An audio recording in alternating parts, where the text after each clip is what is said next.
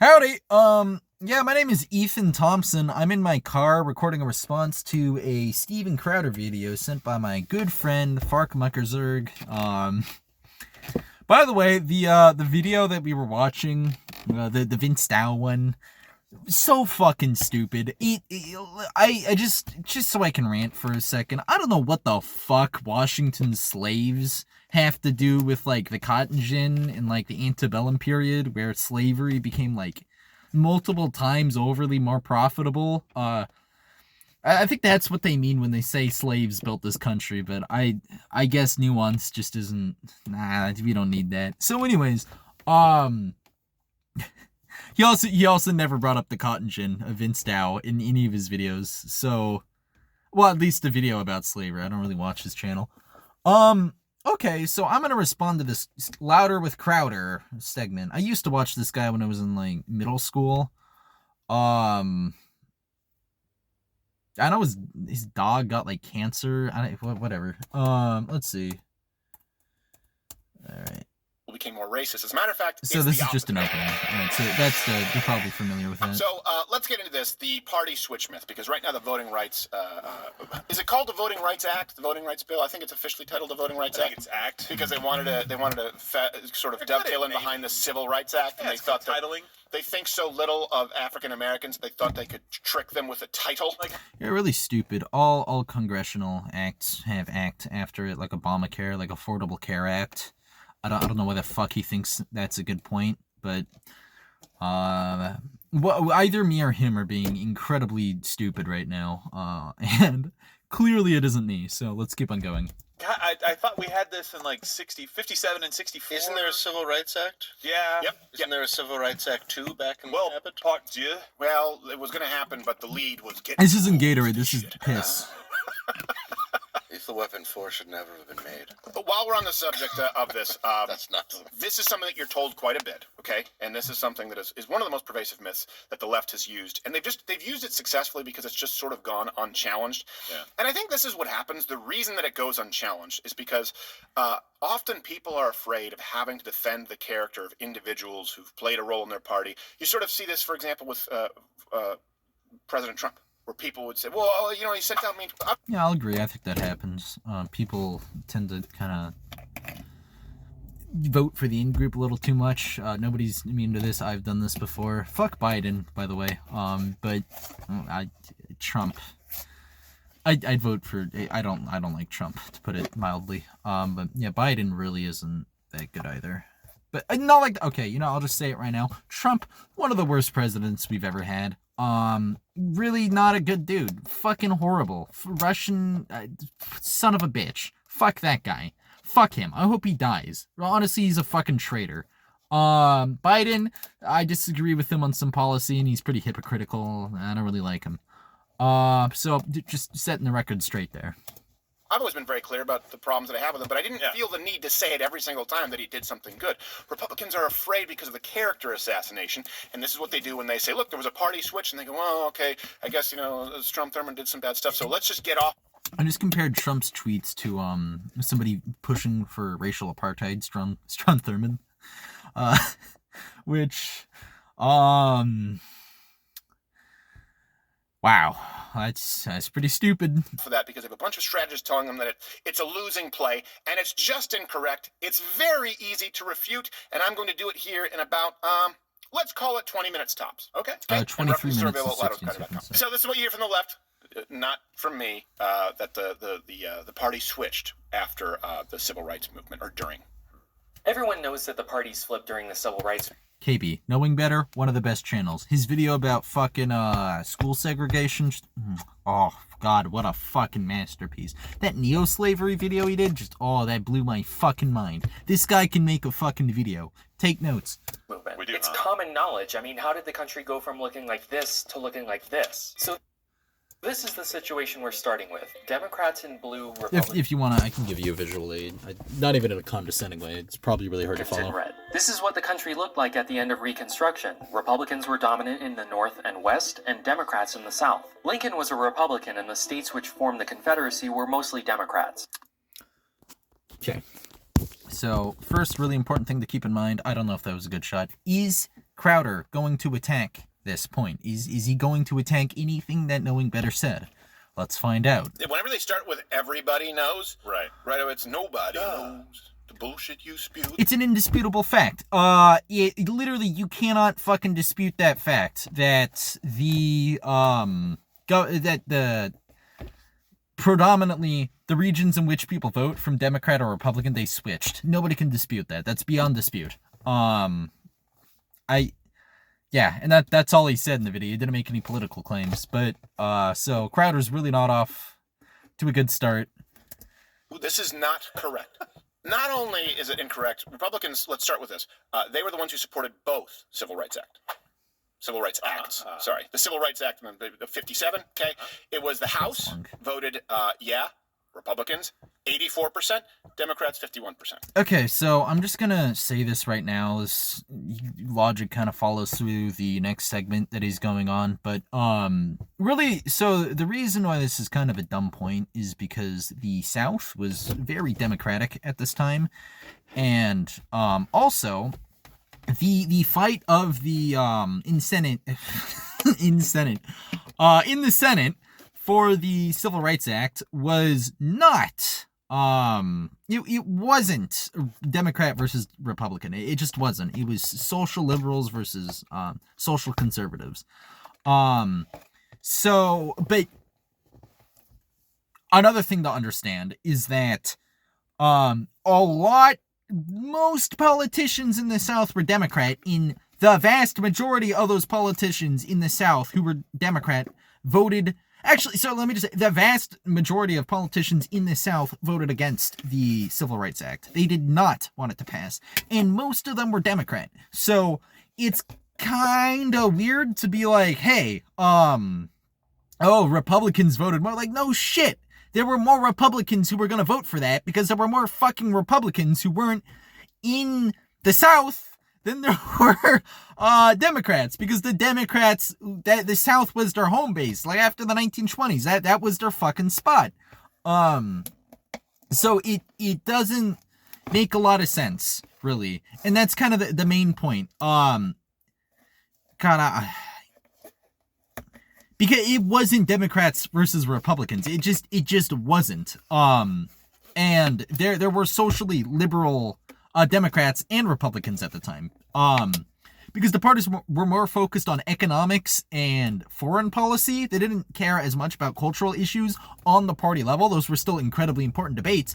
But for those types of legislation, a lot of bipartisanship would happen, where in a lot of cases, socially conservative Republicans and Democrats would team up through bipartisan measures to stop civil rights acts from passing before this, and this is what they tried to do here. It's the exact same thing.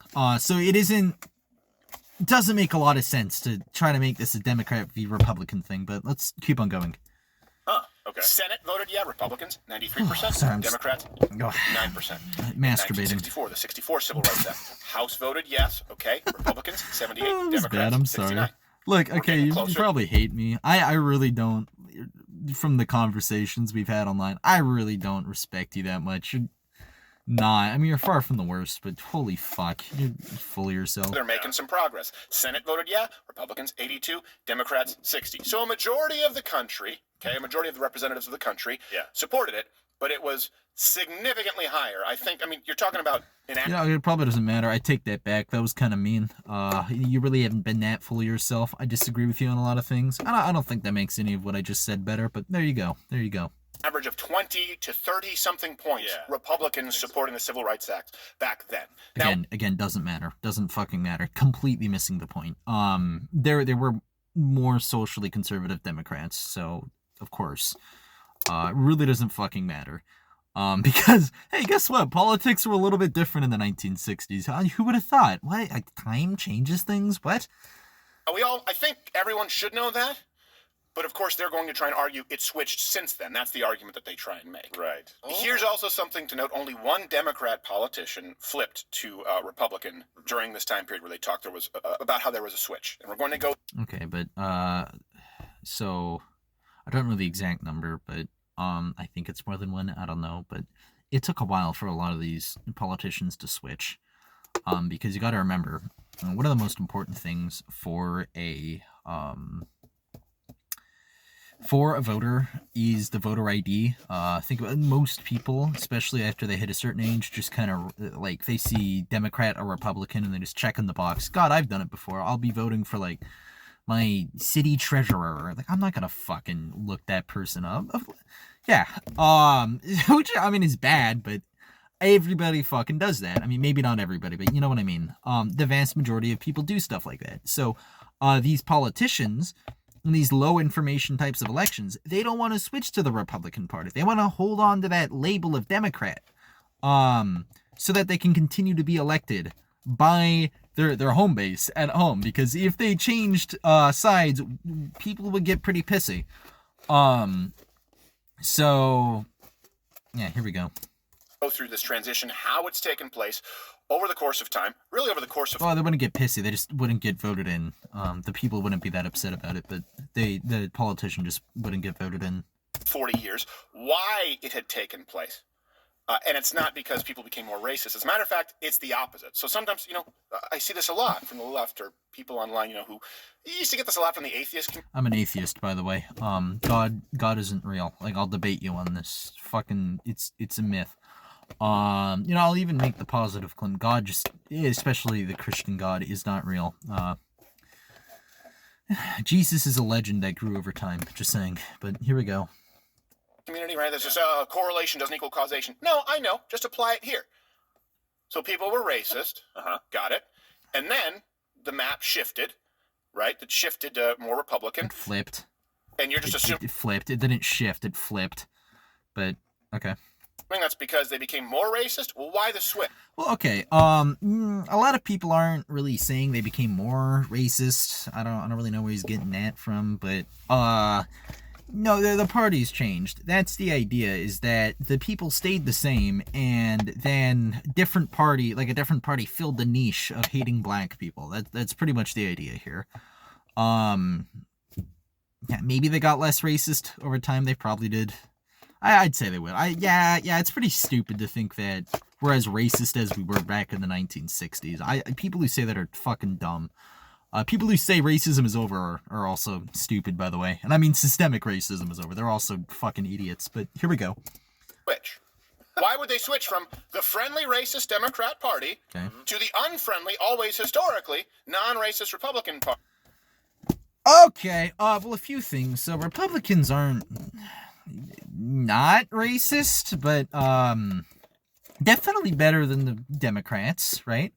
And literally asking why they would switch is dumb, because that's the entire fucking point of the party swap.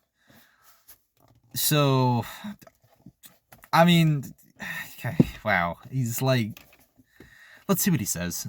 Party. You think that's the... Here's let's just use logic here. What's the path of least resistance? That's always what they take in politics. You think the path of least resistance was changing the entire party? Well, that's not what happened. It was a shift over time. It wasn't like an immediate flap, like everybody always says. What happened is the Democratic Party started to become more economically liberal. And inevitably that led to more poor populations voting for them. And I don't know why. I'm not too sure why this happened. Who knows? Probably just because of their culture. But a lot of these poor people were black. And then you got these Democrats who were like, oh, hey, we can capitalize on that. And then bada boom, right? But that takes time to happen. That's not an immediate process. So, and that's also very oversimplified.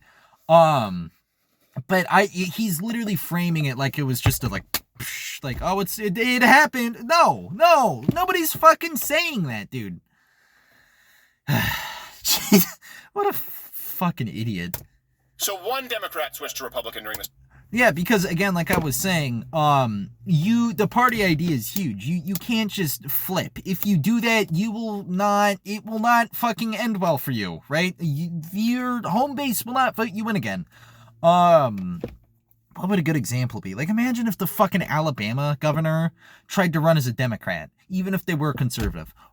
Fucking good luck. Good luck, sunshine. You know what I mean? Probably not gonna work for them. And that's pretty much what this is. this time period that they talk about. I want to get this out of the way. Strom Thurmond. Great piece. So Strom Thurmond was very racist. So let's see what he has to say about him. Shit. Yeah, right. Strom Thurmond was a Democrat. Okay. Famously. Strom Thurmond was a very racist Democrat from the South. He was actually one of the Dixiecrats. Very, very, very racist individual. He ran for president under the slogan segregation now, segregation tomorrow, and segregation forever. So I'm glad he's dead. Filibustered the 57 Civil Rights Act. Like that thing. The longest filibuster in history was against the fucking Civil Rights Act, and it was this jackass. So 24 hours, 18 minutes. That's the longest filibuster in history. In history. Democrat, just to be clear. Democrat. Because a lot of people don't remember. Yeah, but the party switched, so it doesn't fucking matter, right? Like, this was a Dixiecrat from the South who ran on a racist ticket, and he's like, yeah, I was a Democrat. Like, okay, the parties aren't the same anymore, right? Like, nobody fucking cares that... well, I mean, people do care, but it's not like that reflects on the Democratic Party now, right? It's fucking stupid. That's like if I criticized, the Republican Party for not wanting to give women the vote or something. Like, it's really fucking dumb. It's really fucking stupid. Like, you can't do history like that. It's fucking dumb. The Democrats did the filibustering of the Civil Rights Act. There's another racist Democrat, Robert Byrd. He did not switch Republican. He filibustered the Civil Rights Act for 14 hours. I love the filibuster. I think we should keep it. It's really healthy for one of the debate. Also, Ted Cruz can kill himself. Longest ever in history. People try and point to Strom Thurmond, say he became Republican, therefore the party switched. No! No! Okay. Well, look, far be it for me to defend Strom Thurmond as a perfect individual. However... everyone has their flaws. You just fought for racial apartheid, but yeah. You do have to understand that he switched to becoming a Republican, okay?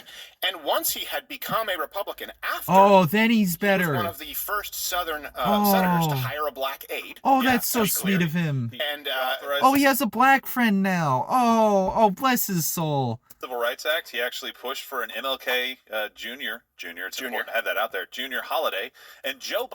Yeah, honestly... Oh, never mind. I was gonna make a Martin Luther, Protestant Reformation joke, but I forgot about the K part of the equation, the Martin Luther King. But it didn't really work out. Biden actually gave the eulogy for him, obviously when... Oh, Biden gave the eulogy for Strom Thurmond. Hey, that's another reason I really don't like Biden that much. Biden really sucks. Like, why the fuck? What is this country, baby? He passed away. Listen to Joe Biden's words here. He said that he came to the good side later on. Okay, cool. I don't care what Biden says. In life. Okay, well, Joe, what does that mean? Because he was a Democrat before he came. The only thing that he'd switched was his party affiliation to... Who the fuck cares about Strom Thurmond? Why are we talking about this? Republicans, and you're saying that he came to the good side, and you are the leader of the party that is supposed to be the friend of African Americans and... Holy fuck. Holy shit. Oh my god. Oh my god. Okay. So he's criticizing something Joe Biden said before his presidency, which, okay, that's not the worst thing to do, but, and it's fine, because I don't like Joe Biden, but, I mean, if you're gonna do that, you kind of gotta look at the shit Trump said, saying, and, when you do, he's kind of, the whole, grab her by the pussy shit, and, all the misogyny, stuff like that. Just saying, just an idea. Just throwing that out there. None of this literally matters. Strom Thurmond does not fucking represent history. All right, he was a fucking senator. That's what he was. Doesn't really represent history. I guess you can look at him for shifts in politics, but that's not what they're doing right now. They're using him as an analog for the party switch itself. Fucking stupid.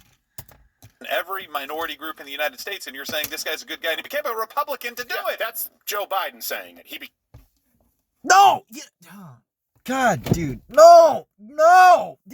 Okay, so Joe Biden was talking about how he, quote-unquote, wasn't racist anymore. Frankly, I don't give a shit. I don't know shit about Strom Thurmond's life.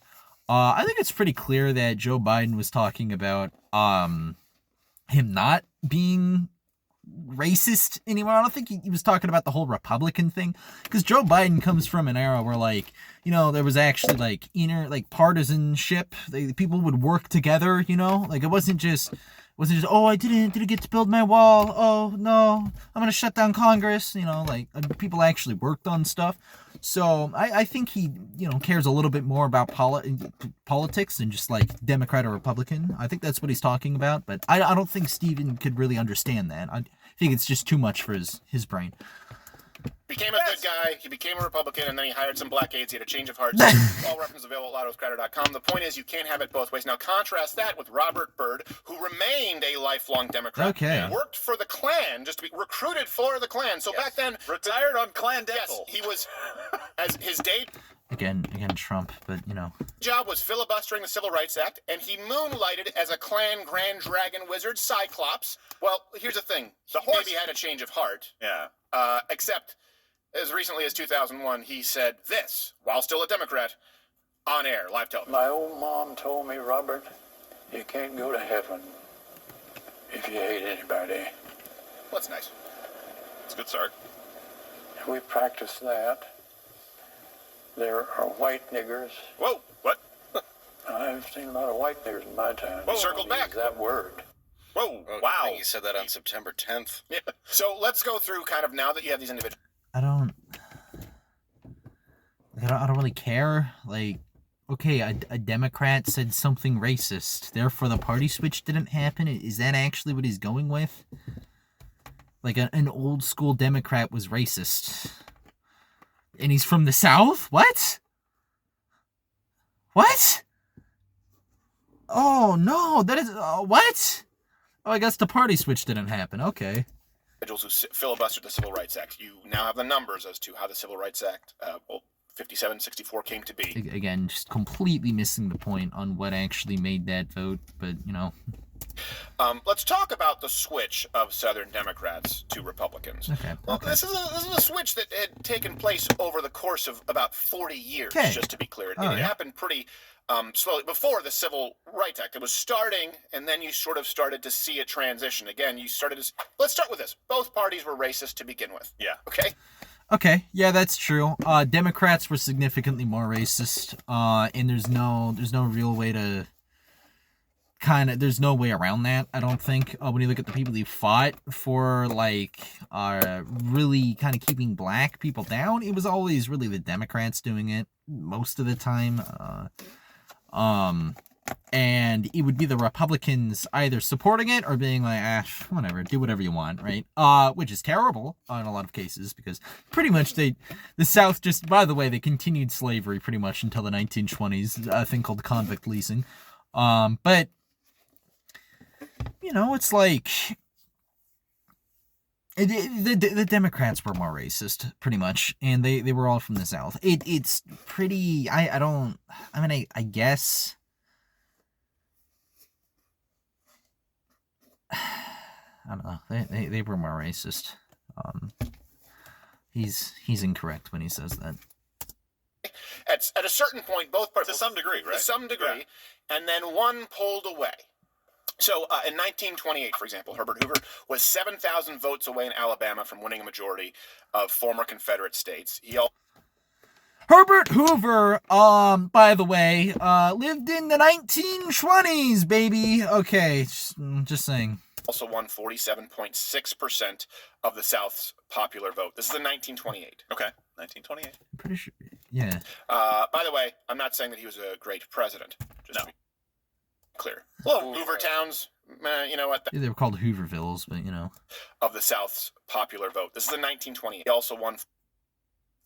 Give me a second, I'm gonna rewatch it. 7,000 votes away in Alabama from winning a majority of former Confederate states. He also won 47.6% of the South's popular Confederate states. He also... 7,001 pulled away.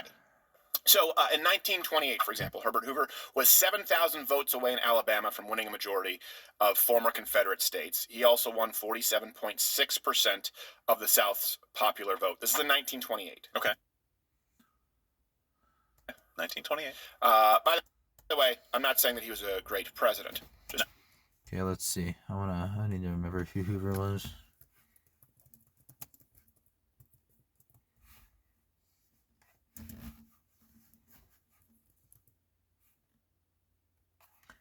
Yeah, I'm gonna pause this. I'm looking up Herbert Hoover. Okay, so he was Republican. to be clear. Well, Hoover Towns, you know what? That Again, Hoovervilles. one's on him. we're not saying that Thurman was an angel. Okay, small thing. I don't really think any president would have been able to stop the Great Depression. If you want to criticize Hoover, I'd talk more about the bonus march, but I mean, it's kind of like blaming Bush for 9/11. Like that, it really was, like, you can say, oh, he should have done stuff better. 9/11 wasn't his fault. Really minor point, but it always gets on my nerves, and people just hold on to this idea that Herbert Hoover caused the Great Depression. It just sort of, it's frustrating to me, but okay. He's still not a good guy, but Strom Thurmond was great, though. Angel either. No, of course, Named we're a just vacuum after him. That's how much he sucked. Yeah. By 1942, Southern Democrats were already voting with Republicans on non-racial issues. So let me give Wait, so the people were working together by, what, 1942? They were like working together and voting in similar ways by 1942?